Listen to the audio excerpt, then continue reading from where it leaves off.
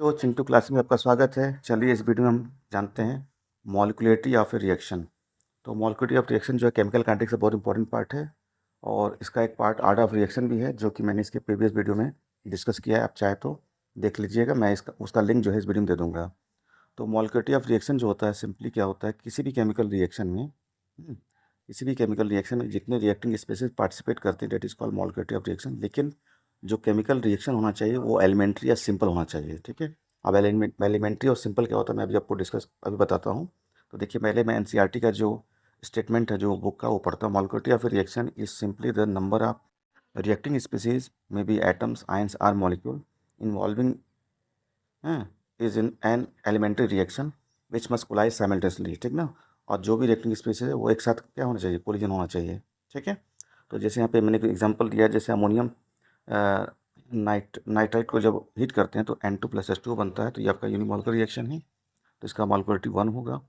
और आपका 2HI जब डिकम्पोज होता है तो H2 + I2 बनता है, तो इसकी मॉलिक्यूलरिटी भी क्या होगा, ये 2 होगा।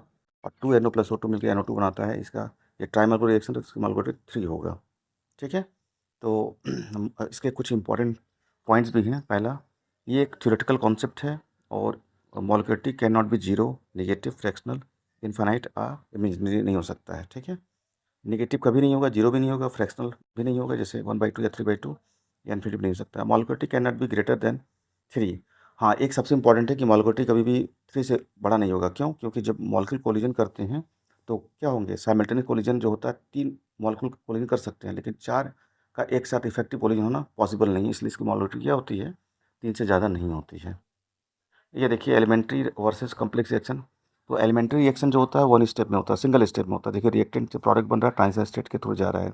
जबकि कॉम्प्लेक्स रिएक्शन क्या होता है, मल्टीपल स्टेप में होता है, तो उसमें इंटरमीडिएट फॉर्म होता है। ठीक है, तो सिंपल रिएक्शन तो आपने देखा जो मैंने एग्जाम्पल दिया था।